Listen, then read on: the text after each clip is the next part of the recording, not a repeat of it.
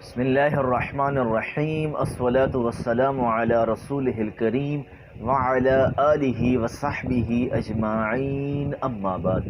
محترم بھائیوں اور دوستوں، ایک سال پہلے میں نے سنی شیعہ علماء کی خدمت میں ایک گزارش کی تھی کہ ہم ایسی حرکات نہ کریں کہ سنی شیعہ کتابوں سے اپنے مسلک کی تائید میں احادیث دکھا کر اس زوم میں کہ سنی مذہب شیعہ کتابوں سے ثابت ہے، عوام کو تسلی دینے کی کوشش میں لگا ہوا ہے۔ اور شیعہ بھی یہی کر رہا ہے کہ سنی کتابوں سے اپنے مسلک کی تائید میں عبارتیں دکھائے گا، حدیثیں دکھائے گا اور اپنی عوام کو مطمئن کر لے گا کہ ہمارا مذہب سنی کتابوں سے ثابت ہے۔ دیانتداری کے ساتھ بتائیں، ایسا کبھی ہوا ہے کہ میری بات آپ کی کتاب سے ثابت ہو جائے؟ دیکھیں، ایک ہے کسی بات کا کسی کتاب میں لکھا ہونا اور ایک ہے اس کا ثابت ہو جانا، اس میں زمین آسمان کا فرق ہے۔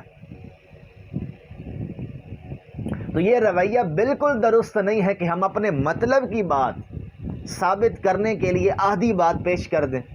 میری کئی دوستوں سے بات ہوئی اور میں نے اس کا اظہار بھی کیا کہ یہ درست رویہ نہیں ہے۔ سنی کیا کرتا ہے کہ اصول کافی سے ایک روایت دکھائے گا اور کہے گا دیکھیں میرا مقدمہ ثابت ہو گیا۔ ارے بھائی، وہ روایت شیعہ کتاب میں ہے، شیعہ علماء نے اس سے کیا استدلال کیا ہے، اس روایت کی بنیاد پر شیعہ مسلک نے کیا مقدمہ قائم کیا ہے، وہ ان سے پوچھ لیں، اس کے بعد رائے قائم کریں۔ لیکن ایسا کوئی بھی نہیں کرتا، شیعہ بھی نہیں کرتے۔ سنی کتاب سے بخاری مسلم سے روایتیں دکھائیں گے اور آدھی روایتیں، پوری روایت پڑھ کر نہیں سنائیں گے، جہاں سے ان کے مطلب کی بات ثابت ہو رہی ہے یا لکھی ہوئی ان کو مل گئی ہے، وہ دکھا کر ڈھول بجائیں گے کہ ہماری بات ثابت ہو گئی۔ یہ آدھی باتیں پیش کرنا کہاں سے تحقیق کا معیار ہو گیا؟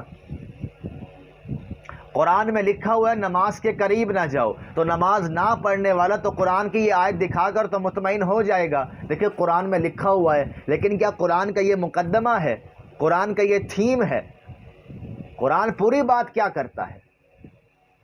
تو میں عرض یہ کرنا چاہتا ہوں کہ بخاری مسلم سے آدھی روایتیں دکھا کر، چاہے آپ مسئلہ فدق کو ڈسکس کریں، حدیث قرطاس کو ڈسکس کریں، مسئلہ امامت و خلافت کو ڈسکس کریں، بخاری مسلم سے آدھی روایتیں دکھا کر آپ کیا ثابت کر لیں گے؟ بھائی، اہل سنت کا ایسا کوئی مقدمہ نہیں ہے، پوری روایت پیش کریں۔ پھر علم و عقل کے مسلمات کی روشنی میں سنی علماء سے اس کی وضاحت لیں۔ ایک چیز کو سنی مانتا ہی نہیں ہے لیکن اس کی کتاب میں لکھی ہوئی ہے۔ بھائی، بخاری میں تو بہت کچھ لکھا ہوا ہے، سنی ساری باتیں تو بخاری کی نہیں مانتے۔ ہمارے دلائل ہیں، ہمارا ایک منہج ہے چیزوں کو دیکھنے کا۔ ہم دین کہاں سے لیتے ہیں، یہ بہت بڑا سوال ہے۔ دین پر غور کرنے کا کیا اصول ہے؟ میں فطری اصول پر آپ سے بات کرتا ہوں، اس کو دیکھیں۔ شیعہ اصول بتائے، سنی اصول بتائے، متفقن علیہ اصول بن جائیں، اس کے مطابق بات ہو جائے۔ یہ روایتیں پیش کرنا کہاں کی سمجھداری؟ میں اس کو ایک مثال سے واضح کرتا ہوں۔ ایک سنی عالم نے اصول کافی کی ایک روایت پیش کی کہ شیعہ مذہب میں عورت کو وراثت نہیں ملتی اور اس کو ریلیٹ کیا جناب فاطمہ کی وراثت کے مسئلہ سے۔ اب بہت سے شیعہ محققین نے اپنے یوٹیوب چینل پر اس کا جواب دیا کہ بھائی، وہاں نساء سے مراد بیوی ہے، بیٹی نہیں ہے۔ یہی تو میں عرض کرنا چاہتا ہوں، یہی وضاحت آپ سنی علماء سے کیوں نہیں لیتے کہ بخاری مسلم میں بہت سی باتیں بظاہر آپ کے موقف کی تائید کر رہی ہیں، بظاہر کی بات کر رہا ہوں، لیکن سنی علماء نے ایسی کوئی رائے قائم نہیں کی اور نہ ان روایتوں سے وہ نتائج نکلتے ہیں جو آپ نکالنے کی کوشش کر رہے ہیں۔ ورنہ سنی عالم نے آپ کی روایت سے جو نتیجہ نکالا، آپ نے اس کی وضاحت کیوں کی؟ چونکہ آپ نے یہ کہا کہ ہم پر تہمت ہے، اس روایت کا یہ مطلب ہی نہیں ہے، تو ہماری کتابوں سے پھر آپ اپنے مطلب کی باتیں کیوں کر رہے ہیں؟ آپ بخاری مسلم سے روایتیں دکھائیں ہم کو، ہم سے اس کی وضاحت لیں۔ جب ایک چیز سنی علماء نے کہی نہیں، کتاب میں لکھی ہے، تو بھائی کتاب میں لکھی ہے تو کیا ہم مان لیں گے؟ قرآن میں بھی بہت کچھ لکھا ہوا ہے لیکن اس کو بھی سمجھنے کا اصول ہے۔ ورنہ قرآن میں لکھا ہے نماز کے قریب نہ جاؤ، تو نہ پڑھنے والا تو یہاں سے جواز کی دلیل لے سکتا ہے۔ لیکن عرض یہ کر رہا ہوں کہ سنی مذہب کا مرکزی خیال کیا ہے، تھیم کیا ہے؟ ان کے اصول کیا ہیں، وہ استنباط کیسے کرتے ہیں چیزوں کا۔ شیعہ کے ہاں بھی اپنا اصول ہے، تو خدا را اس طرح ایک دوسرے کی کتابوں سے حوالے دکھانا چھوڑ دیں، علم و عقل کے مسلمات کی روشنی میں بات کریں، فطری اصول وضع کریں، بلکہ سارے اصول فطری ہی ہیں، متفقن علیہ اصول بنائیں، اگر نئے بنانے پڑ جائیں تو اس کی روشنی میں بات کریں، اور یہ روایتوں سے حوالے دکھانا چھوڑ دیں۔ آدھے حوالے دکھا کر آپ کیا ثابت کر لیں گے؟ اگر مسئلہ فدق کی روایت میں جناب فاطمہ کا ناراض ہونا ثابت ہو رہا ہے، تو اسی روایت میں مولا علی کا اسی ابو بکر سے صلح کرنا بھی ثابت ہو رہا ہے۔ اب شیعہ محققین کیا کرتے ہیں کہ وہ ناراضگی کے جملے کو اٹھاتے ہیں، مولا علی کی صلح کو نہیں اٹھاتے۔ میں تو دونوں کا قائل نہیں ہوں، میں اس پر دلائل دے چکا ہوں، انشاءاللہ تحریری طور پر بھی آپ کے سامنے مواد آئے گا، لیکن اپنے مطلب کی بات لے لی تو سنی حضرات سے اس کی وضاحت تو لیں۔ جو جناب فاطمہ کی ناراضگی کے قائل ہیں وہ اس کو بشری تقاضا سمجھتے ہیں، میں تو ایسی کوئی بات نہیں کرتا جناب فاطمہ کے بارے میں۔ تو آپ پوری بات پھر کریں سنی علماء کی نسبت سے کہ ہاں وہ ناراضگی کے قائل ہیں، لیکن وہ اس کو بشری تقاضا سمجھتے ہیں، بشری تقاضے والی بات وہ کھا جاتے ہیں۔